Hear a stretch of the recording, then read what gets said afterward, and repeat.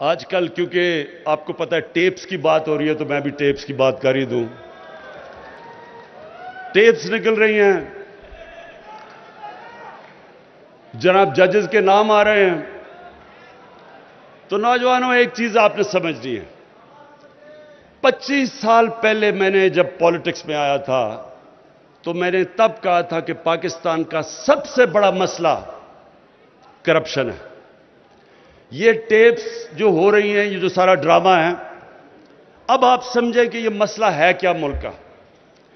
جس ملک کے اندر ان کا سربراہ، پرائم منسٹر اور وزیر چوری شروع کر دیں، ملک کے پیسے کو چوری کر کے باہر لے جانا شروع کر دیں. اور وہ باہر کیوں لے جانا چاہتے ہیں؟ کیوں لے جانا پڑتا ہے؟ کیونکہ اگر ملک میں پیسے رکھیں گے تو نظر آ جائیں گے لوگوں کو، اس لیے ان کو باہر بھیجنا پڑتا ہے. تو دگنا نقصان ملک کا کرتے ہیں.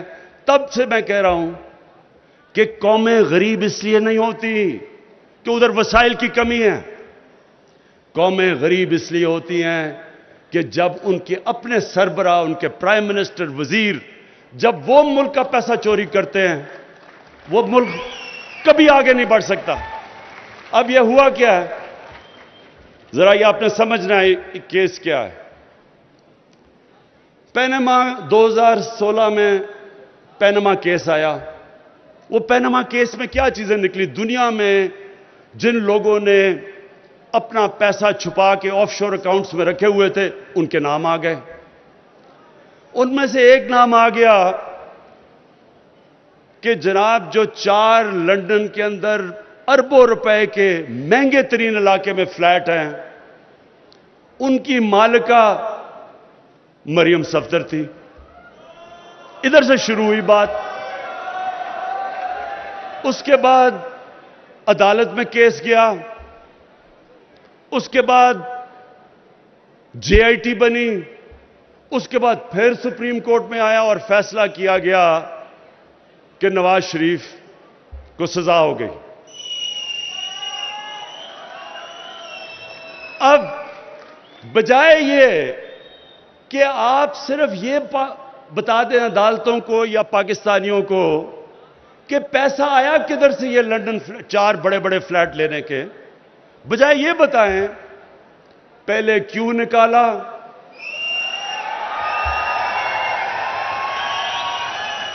عدلیہ کو برا بھلا، پھر اس کے بعد پاکستانی فوج کو برا بھلا. میں تو خیر برا بھلا ہوئی، مجھے تو وہ کہتے ہیں بہت ظالم ہوں میں، تو سب کو برا بھلا. بھئی آپ جواب دیں کہ آپ نے یہ 4 فلیٹ لیے کدھر سے؟ ساری چیزیں کر رہی ہیں لیکن جواب نہیں دے رہے.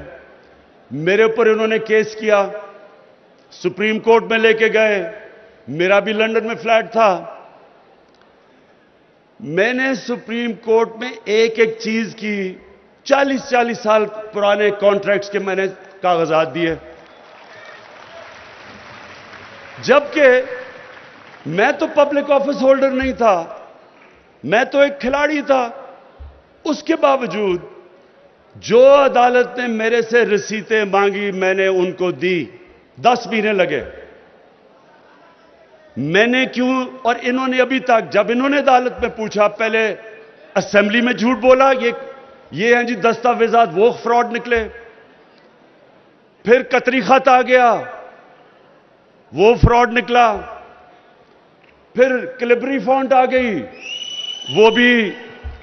وہ بھی فراڈ نکلی. اس کے ابھی تک ایک کاغذ نہیں یہ بتا سکے کہ 4 لندن کے فلیٹ کس پیسے سے خریدے گئے ہیں، کیونکہ چوری کا پیسہ تھا. اب سارے پاکستان کے اداروں کو برا بھلا. لیکن جو مجھے افسوس ہے، اور میں یہ آخر میں آپ سے سب سے بات کرنا چاہتا ہوں، یہ آخری بات ہے، یہ سمجھ جائیں. افسوس کس چیز کا ہے کہ ایک لاہور میں فنکشن ہوتی ہے، ادھر چیف جسٹس کو بلایا جاتا ہے، سپریم کورٹ کے ججز کو بلایا جاتا ہے. ادھر کون تقریر کرتا ہے؟ جو آدمی سپریم کورٹ نے جس کو کنوکٹ کیا ہوا ہے، جو جھوٹ بول کے ملک سے باہر بھاگا ہوا ہے، وہ تقریر کر رہا ہے.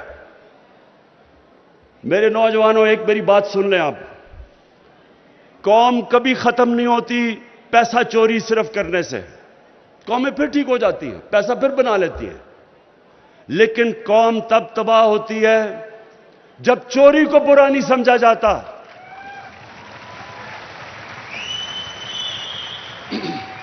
جب ایک قوم کی اخلاقیات ختم ہوتی ہے, قوم ختم ہو جاتی ہے. مولانا رومی نے کسی نے پوچھا کہ قوم کیسے مرتی ہے؟ مولانا رومی نے کہا جب وہ قوم, انہوں نے دو درختوں کی مثال دی, ایک خوشبودار درخت اور ایک بدصورت. کہتا جب ان میں فرق ختم کر دیتی ہے, اچھے برے کی تمیز ختم کرتی ہے, قوم مر جاتی ہے. نبی صلی اللہ علیہ وسلم نے جو مدینہ کی ریاست بنائی تھی, اس کی بنیاد رکھی تھی اچھے کو اچھا کہو اور بدی کو ختم کرو. اچھے کو امر بن معروف, بڑا قرآن کی آیت کہ ہمارے اوپر فرض کر دیا کہ اچھے کو اچھا کہو, برے کو برا کہو. جب تک ایک قوم کی اخلاقیات قائم رہتی ہے, وہ قوم کو کوئی ختم نہیں کر سکتا. جاپان, 2 ایٹم بم گرے جاپان کے اوپر, 10 سالوں میں جاپان پھر کھڑا ہو گیا. ایٹم بم بھی تباہ نہیں کر سکا کیونکہ ان کی اخلاقیات قائم تھی. جو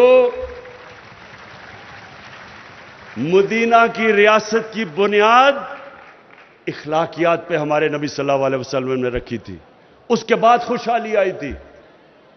تو میرے پاکستانیوں, یہ میں آپ سب کو آخر میں یہ کہنا چاہتا ہوں کہ یہ قوم وہ قوم بننے جا رہی ہے جو آپ ابھی تصور نہیں کر سکتے. اللہ نے اس قوم کو سب کچھ دیا ہے, ٹیلنٹ دیا ہے. یہی نوجوان باہر جاتے ہیں, ایک سے ایک بڑا کام کر دیتے ہیں. ہمارا سسٹم کیونکہ کرپٹ کیا ہوا تھا, اس کی وجہ سے تھوڑا ٹائم لگ رہا ہے سسٹم کو ٹھیک کرنے میں. لیکن مجھے کوئی شک نہیں کہ یہ عظیم قوم بنے گی. لیکن ایک چیز میں یہ بھی جو آخر میں آپ کو کہا کہ یہ بھی میرے ذہن میں ہے کہ کبھی بھی جب تک ہم اپنے اخلاقیات, ہم اپنے مورل سٹینڈرڈز اوپر نہیں اٹھائیں گے, ہم وہ ادھر نہیں پہنچ سکتے جدھر ہمیں پہنچنا چاہیے. اس لیے میں نے رحمت للعالمین اتھارٹی بنائی ہے. اور اس کا مقصد کیا ہے کہ نبی صلی اللہ علیہ وسلم کی زندگی سے, ان کی سیرت سے سیکھ کے, ان کے کیریکٹر کو اپنی زندگیوں پہ, اس پہ عمل کریں. ہم یعنی اپنی زندگی میں لے کے آئیں. ہم عاشق رسول ہیں سب, ہم ان سے پیار کرتے ہیں, لیکن جو ان کی سیرت ہے وہ اپنی زندگی پہ لاگو نہیں کرتے.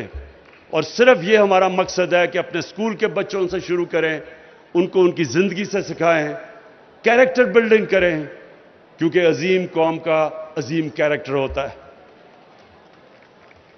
عثمان, میں آخر میں آپ کو اور آپ کی ٹیم کو پھر سے خراج تحسین پیش کرتا ہوں. ایک زبردست آپ نے یہ جو پروگرام کیا ہے.